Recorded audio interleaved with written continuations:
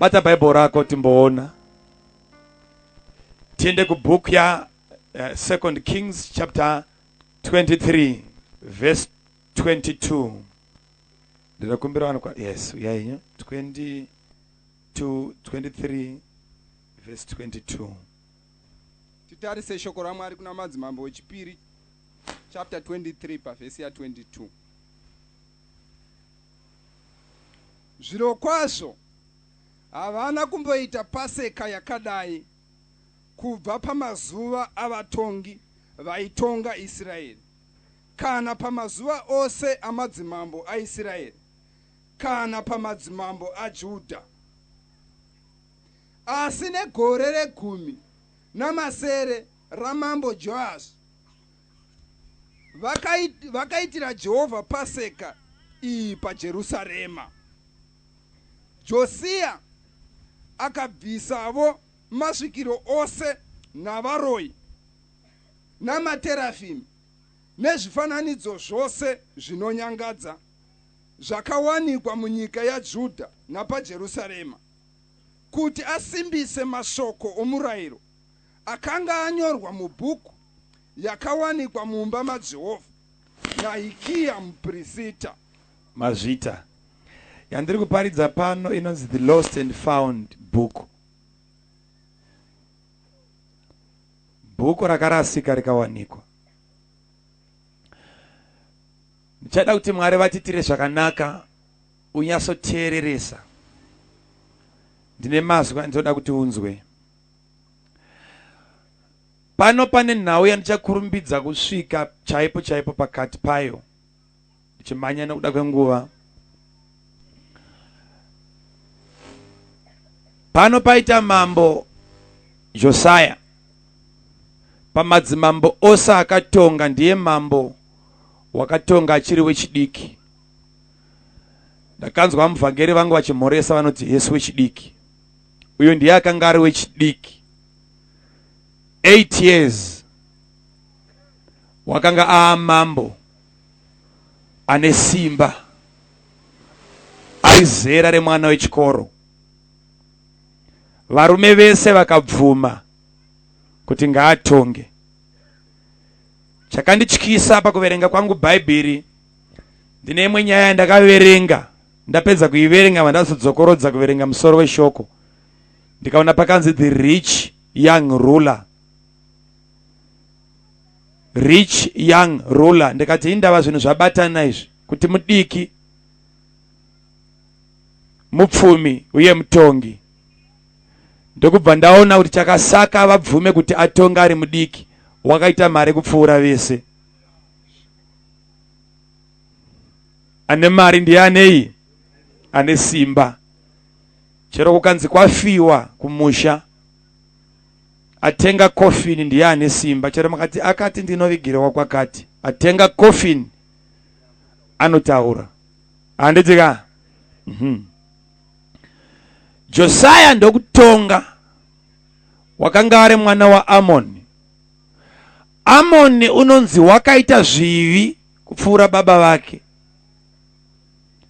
Varume vaisirana zvigaro vachiita makwikwi nokukundana pakutadzira Mwari. Amoni ndokubva wakunda baba vake pakutadzira Mwari, asi ndokubva anobereka mwana ari kunzi Josiah. Kutadza kwake kwakanyanya kusvika vanhu pavakarangana kuti hande timupindire mumba akarara. Ndokubva aurawa, akafa nguva yake isina kukwana, ikakurumbidziswa nokuda kwavanhu. Ndokubva kwagadzwa mwana, vakati mudiki ari nani anotiudza Jehovha, dhandi mukuru anotiudza ung'anga. Mwana wagadzwa achipinda wangorova dzimwe 18 years dzokutonga. Ndo paanonzi zvino wakatuma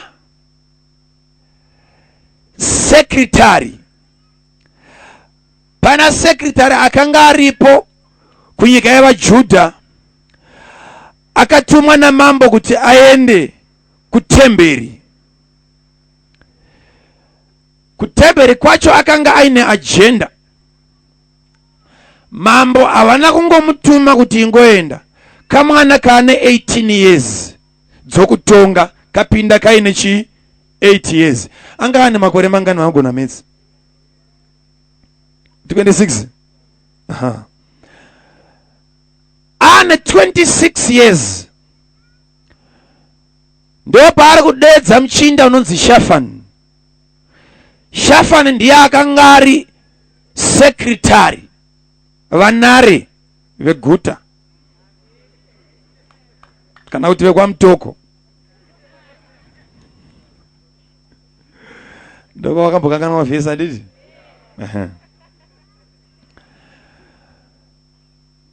Shafani ndoda kuti uende kutemberi wonoudza Hikia muprista ariko kuti ngaaverenge mari dzakareiswa navanhu pavaipinda mutemberi. Mari dzese idzi ngadziunganidzwe. Ndinoda kuti muprista atore mari idzodzo adzipe kuvanhu vari kushanda mutemberi, kugadzira pakakoromoka nekudzosera mapuranga akadonha nekugadzira maspika. Atunoiverenga nezvakabvaruka nezvakarembera zviturikwe. Temberi ndoda kuti itsvairwe, ichene, inaki. Ndokubva sekretari vaenda. Achisvika mutemberi wakasvikoudza Hikia muprista kuti ndo zvarehwa namambo. Mambo Josiah vati mari ngaipiwe kuvanhu vari kushanda, basa regedze kumira mutemberi. Ivo vanhu vakabvisa mari. Hikia ndokubva ati zvakanaka, kunyangwe ndiri muprista asi ndakaitwawo administrator. Ndichaisa mari mumaoko avarume vanogona. Now, ukaramba uchiiverenga uchazonzwa zvichinzi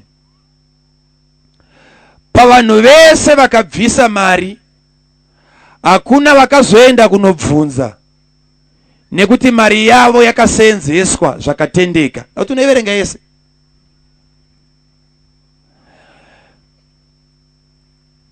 Ndokubva Hikia wabvuma nyaya akati wafambira nhau dzemari asi ndine nyaya.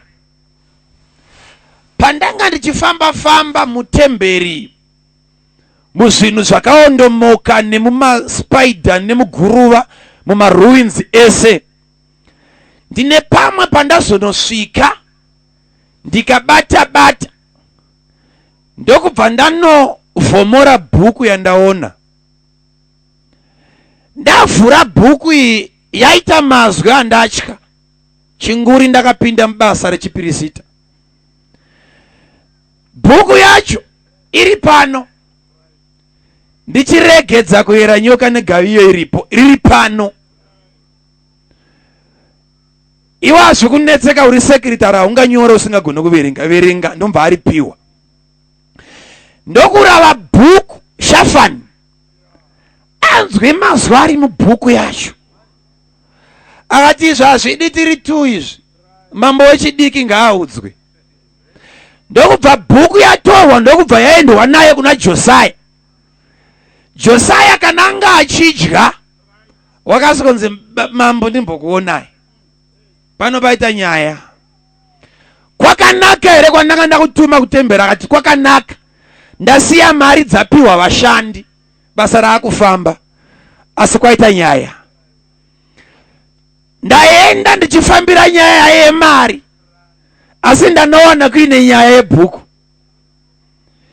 Hikia muprista uyu wafamba mutembera akanhonga bhuku. Bhuku yacho ndauya naye iri pano zvikanziverenga. Handingaite zvese kukutonga nekukuverengera verenga. Ndokubva yaverengwa iri pakati pekuverengwa. Josiah wakabata nguo dzake akabvarura. Akazvidya moyo akatanga kuchema akati what? Ipapa munhu wese ari pano wakuda kunzwa kuti manga makanyorwei. iyi manje yakatangisa mheremhere. Zvikanzi naJosaya zvino zvataiwana ndakuda kuti iye nyakuinhonga mupirisita newe Shafani munyori ndakuda kuti mutore chimwe chikwata chinonzwa Mwari. Ndoda kuti muende munobvunza kuna Mwari kuti zvinorevei zvakanyorwa izvi. Varume ndokubva vatora navari about 4 ndokubva vaenda kune mumwe muprofitakadzi wainzi Hilda ari mukadzi. Varume vane mupepe ndebvu namatumbu ane mvuri. Fondimbwe dzamarume hambura makaka tsauka ndekupwatsi.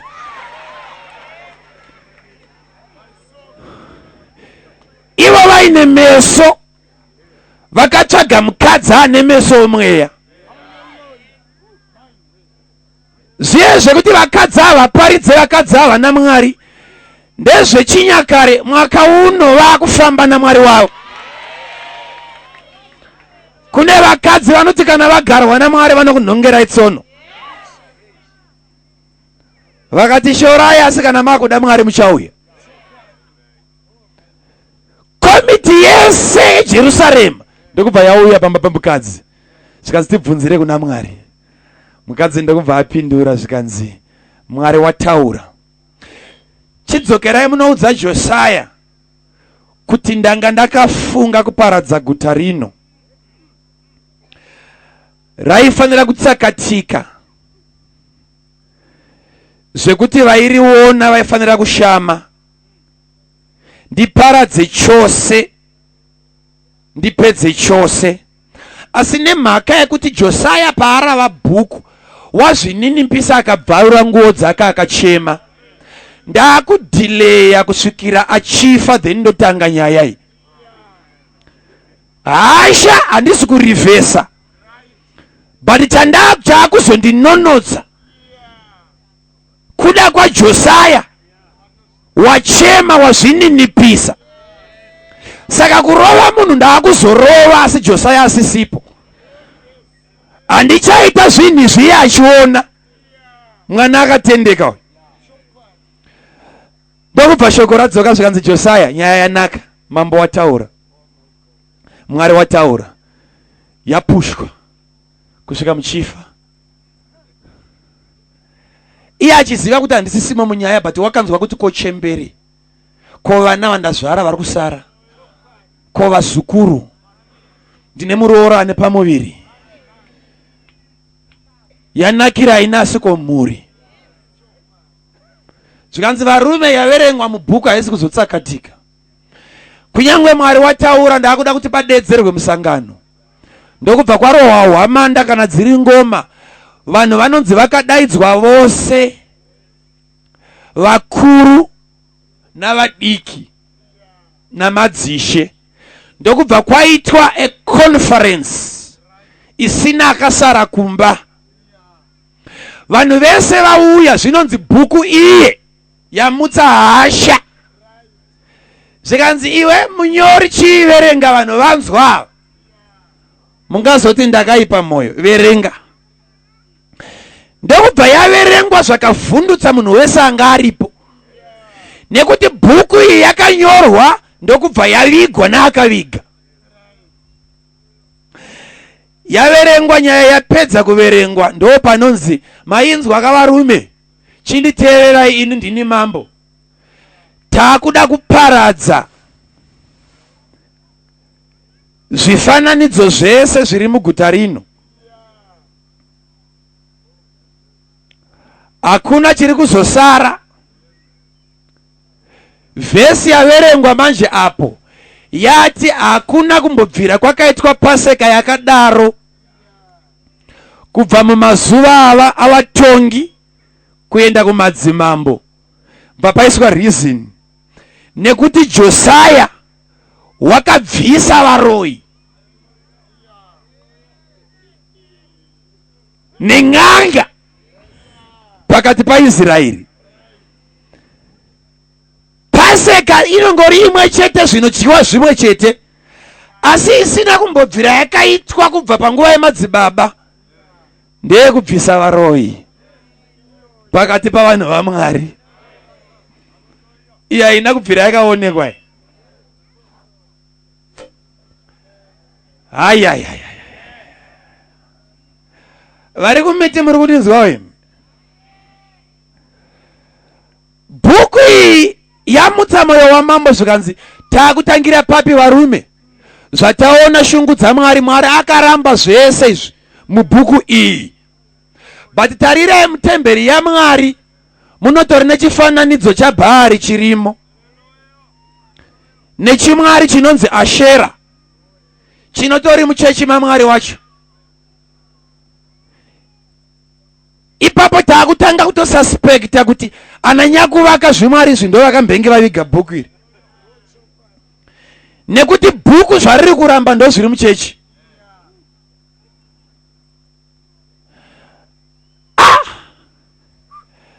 Pachechi yavakwa zvanzi yange yakakomberedzwa nedzimba dzavaSodhomi. Vakadzi vanga vakatrenwa kugadzira nokuruka machira ichimwari chinonzi Ashera.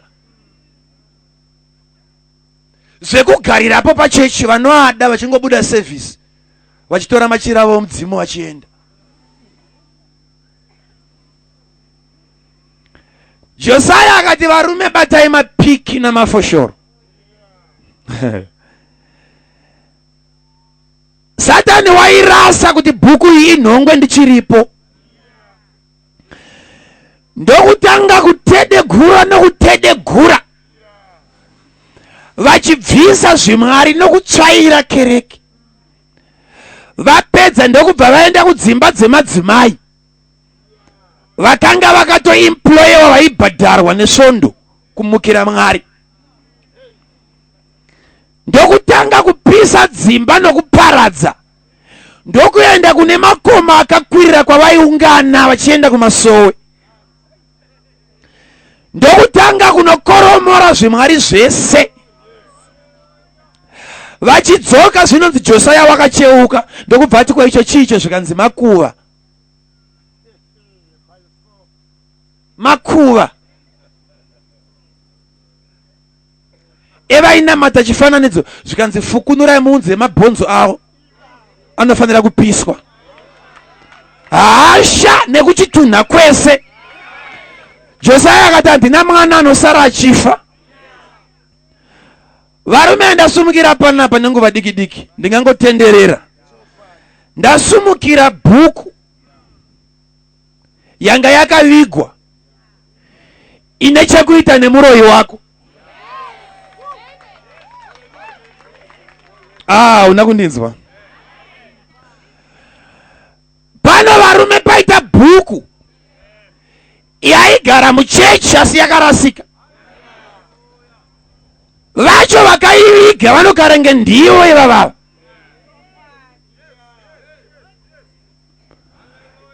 Ukaona vanhu vese vari muchechi vanovenga kunamatwa kwaMwari, masuspects emishonga. Hakuna chidhakwa chinovenga simba raMwari.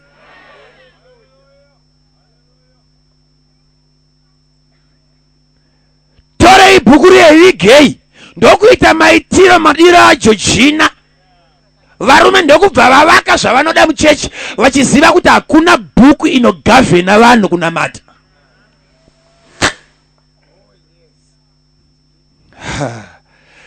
Josiah akati what? Zvisina kumboitwa nemadzibaba edu ndo zvandakuda kuita. Musangano wakadedzerwa kubva kukamwana nekuti tune ndaza kusvikira kune chemberi.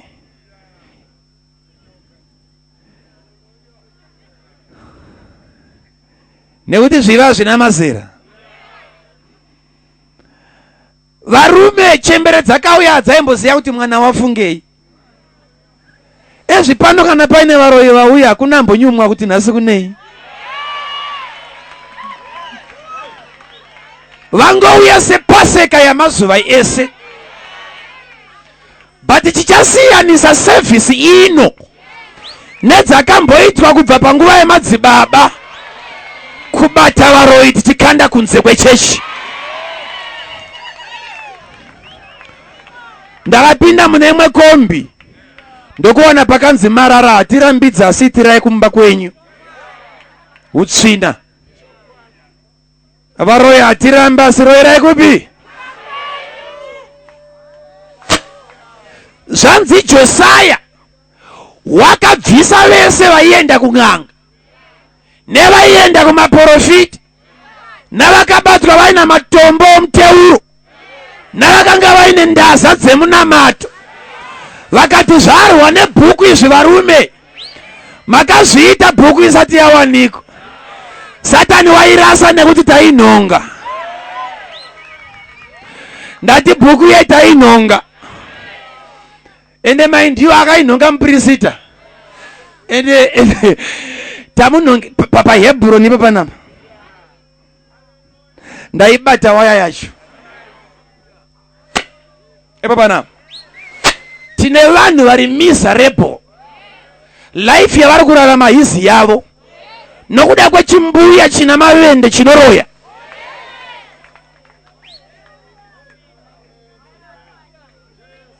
Muri kunzwara varume? Chinguri ndakapinda muchifundisi. Handisati ndamboloncha simba randoda kuloncha masikati anhasi. Uri kunzwa here? Toda kukupa rimwe simba rekuti hauna chikwambo chichakubata kaviri. Chauya hachidzokere. Muri kunzwa here chechi? Toda kubhurotsa varoyi vemuchitungwiza. Toda kukonzera family planning kuzvidhoma. Zvawandisa muguta redu. Toda kuudza chitungwiza kuti bhuku yeyanhongwa nomupirisita.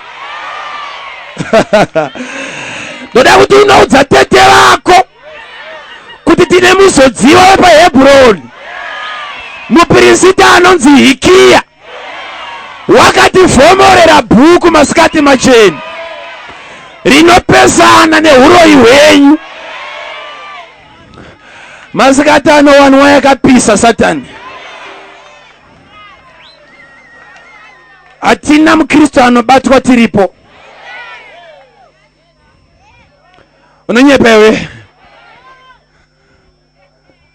Unonyepa iwe. Unonyepa iwe. Satani as creator, he is a creature. He is a created being. Therefore he is limited.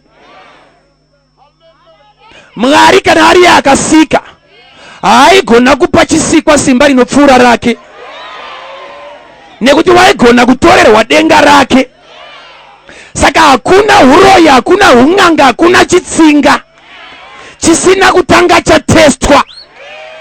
Mwari vakaziva kuti hakuna kwachinoenda.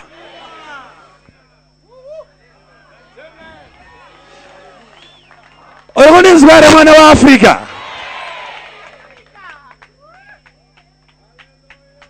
Auroyekewe. Bhuku iri kuramba kuti ungano dzenyu, paseka dzenyu, varoyi vauyewo kuzodya miri yasha. Navanoenda kumaprofita vauye kuzonamatawo nemi. Tinavo masikati manheru vari kumwe.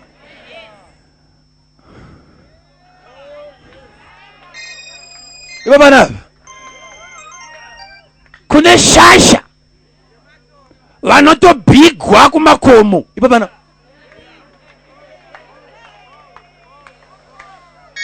wakazviita bhuku yesati yawanikwa.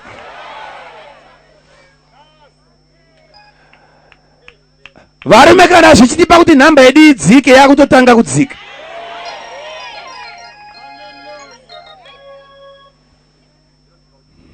Aha.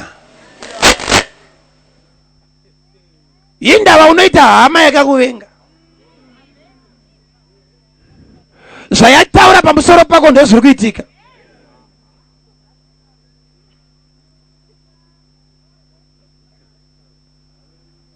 Wakangoroweka bhuku isati yawanika.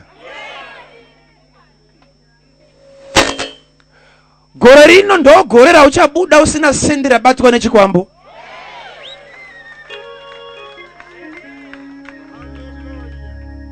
kuti anotora chikwamba anoudzwa kunzi chinorarama neropa, iye obva achitora achitemba iwe. Icho ndo chiri kuzofa nenzara icho.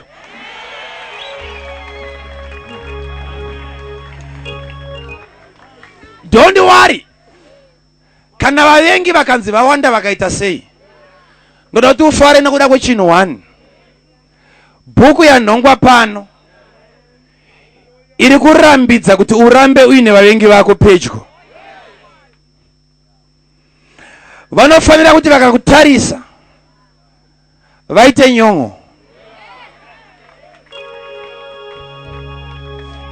Mwari hazvimunetse kuti auraye vavengi vako nekuti vagara vane BP kare. Anongokukomborera so, ongokuchatikira mbichana. Yoti shutei, Mwari oti chatikire zvekare. Yoti shutei, Mwari oti chatikire zvekare. Yoti shutei, Mwari oti chatikire zvekare. Ayayayayayayaya.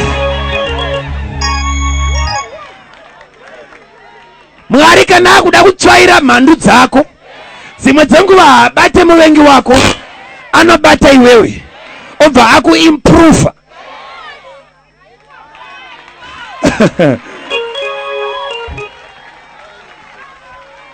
Hallelujah. Hallelujah. Hallelujah. Zvese zvakakunetsa bhuku isipo. Toda kutenda muRevhi, muNaziri, muPrisita, Rabhahuma akanhonga bhuku uyu. Bhuku iri kuramba kuti mwana weAfrica hanzwarwo. Toda kubvisirwa masvikiro.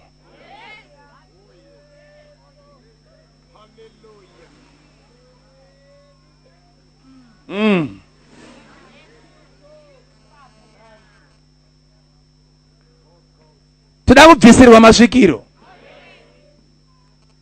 Josiah kana akatonga ari mwana, unoroorwa uri mwana iwe.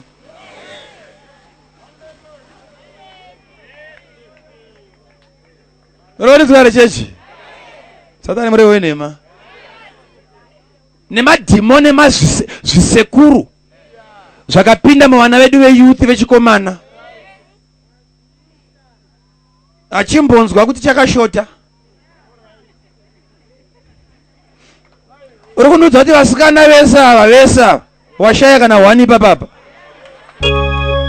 Unenge una sekuru iwe.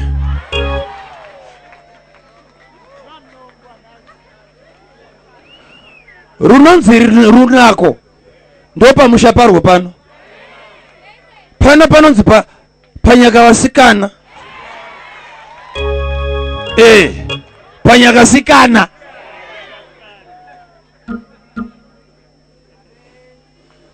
Ukaona uri mukomana wapaHebron ukashaya muno uri gwara.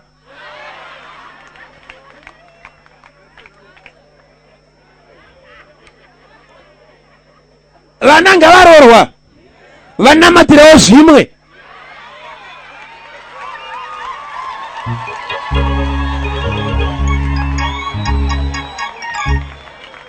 Takuda vakomana vakachangamuka, vanoti gore ratapinda rino handibude ndiri ndega, ndakapinda ndiri ndega asi ndobuda ndine mumwe.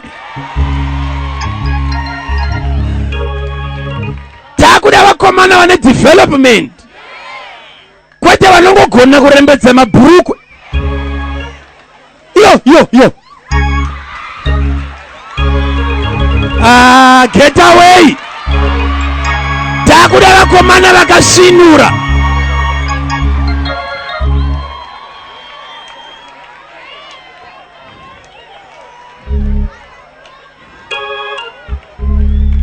Cheche muri kunizwa here? Pano paita bhuku riri kurwa nomuvengi wako. Namo ndiye muvengi wako.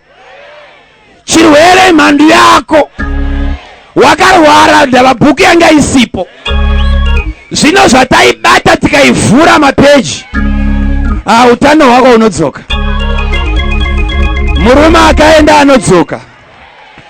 Tine simba rekuti kana tikadzinga chikwambo chakuti ndakuenda tinochiudza kuti imbomira. nekuti akakutuma akakupa maorders. Isu takuda kukutuma. Toda kuti utevere kwakaenda murume wake kusumoro house. Wonokonzera confusion varova nesterek.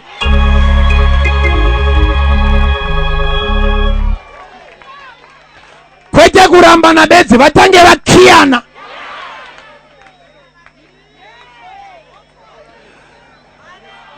Waratidza kuti unoda kutumwa sterek ke. Shirekedza tikutumewo nesu. Kana wapedza kuvarambanisa, toda kuti udzokere kuna akakutuma. Wonomurova sterek.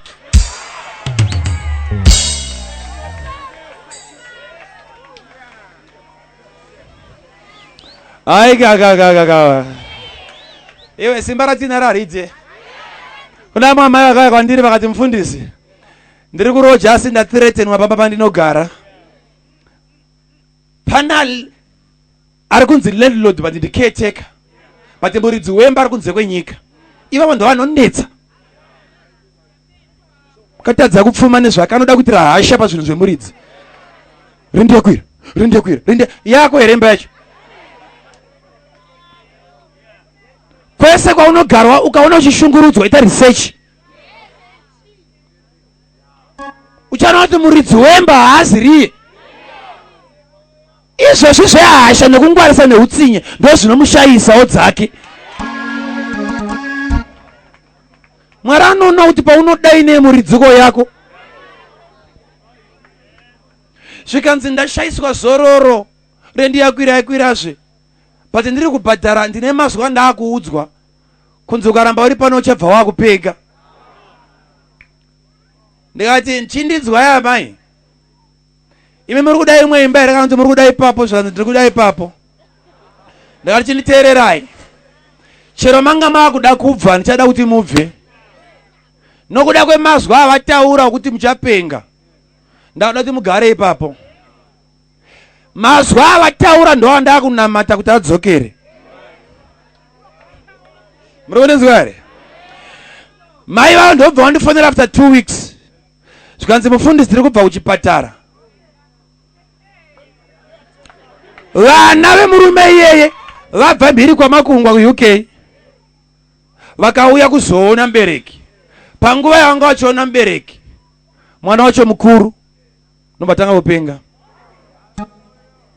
Nekuti paakasvika akasvika na baba kunzi ngatidzinge mukadzi ndokubva yakapopotawo ndiye nyaya kutaurisa.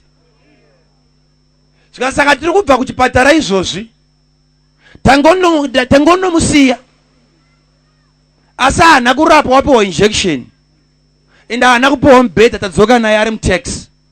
Asi akangombuka bedzi murwere. Ndikati nawo wazviona here zvandaitaura zvikanzi ndazviona. Ndikati ndauda kukunamatira kuti umunamatire achiita right. Ndobva ndanamata naamai vaya ndomva wadonha pafoni ipapo. Vati barabado vamuka ndanga ndakata. Ndokubva panhazo muka havana kumubata havana kumunamatira kusvika usiku hwese vachitya. Mangwana kuseni akasungwa necheni. Vakapinda nomba wabata musoro. Vachibata musoro vachiti amen. Akabvunza kuti ko chii chiri muruoko rwangu. Ndokuti akakusunungura matambo. Vaita right. Vana ivavo vakudzokera kuUK vakatenga makadhibhokisi maviri esipo. Ndobva vasiyira roja riri pamba pavo. Kanzi muri munhu waMwari. Akazongoninyima bhawa wani resipo zvake bati. Pamwe pesa vatamekita basira.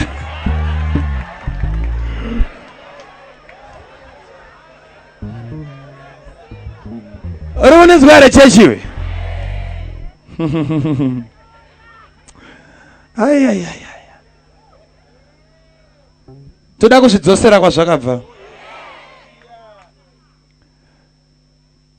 That lost book has been found. Hakuna kumbobvira kwakaitika paseka yakadaro.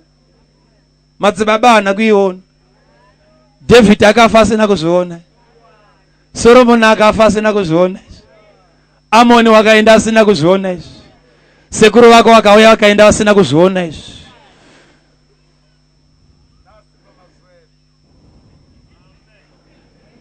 zvekuti mutambudzi wako anobviswa wakatarisa. Toita paseka tiri vana vaMwari tega, tisina anotikanganisa. Ronizwere kunamata kwarema nokuda kwezvakakomberedza. Wakatanga uchazvitsanyira, ukamboenda kunonamata, ezvewanyarara zvaramba.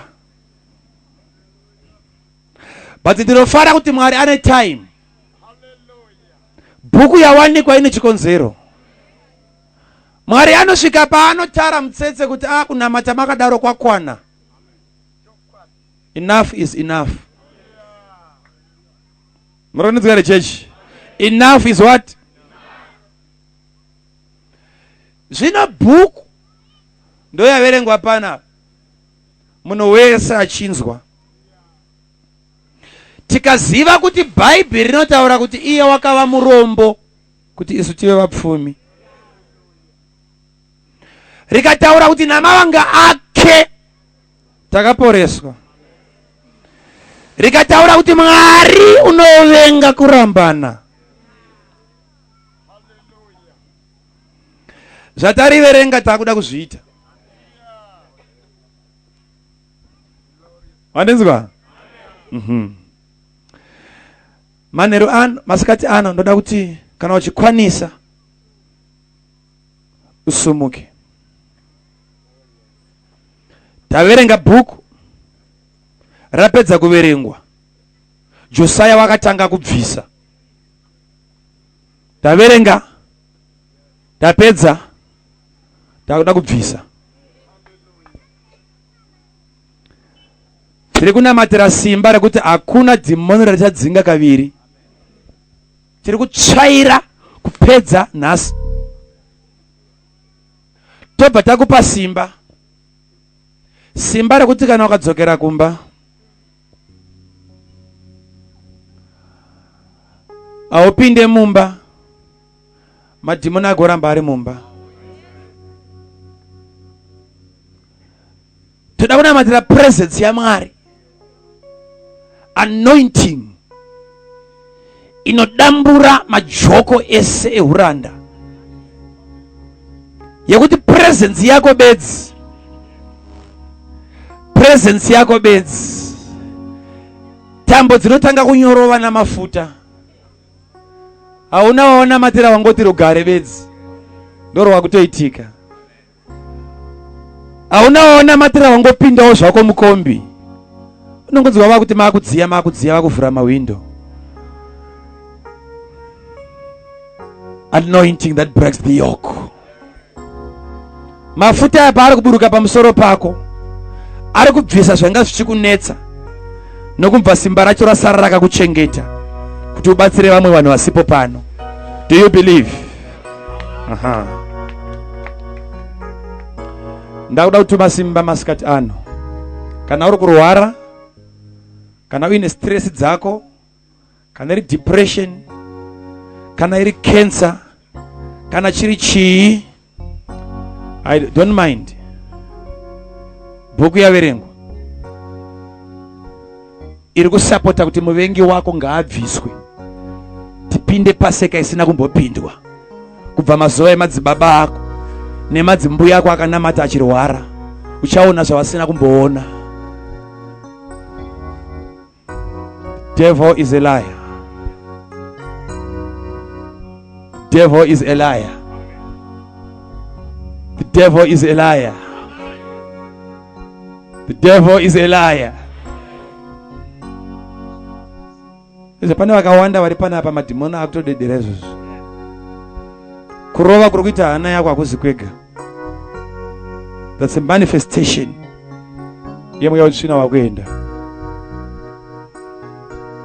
Nometa zviri kupi, kana ndekwamutoko, kana kwamurehwa, kana muzarabani, kwakitsi yatota, tiri kuno hatiendeko. Tunotaura just a word. Hari dzinotsemuka, mazai anokereka emazizi, nyoka dzinoputika masawa, machira anobvaruka, zvidhori zvakaumbwa zvichinzi ndiwe zviri kuondomoka, dzimba dzisingavhurwe madhoo dziri kushama madhoo, mawadhiropu asingavhurwe anotsemuka nezita raJesu. Toda kuvhura pasingavhurwe. Unozvitenda kayoyo? Aha, ndakuda kuregedzera simba manje.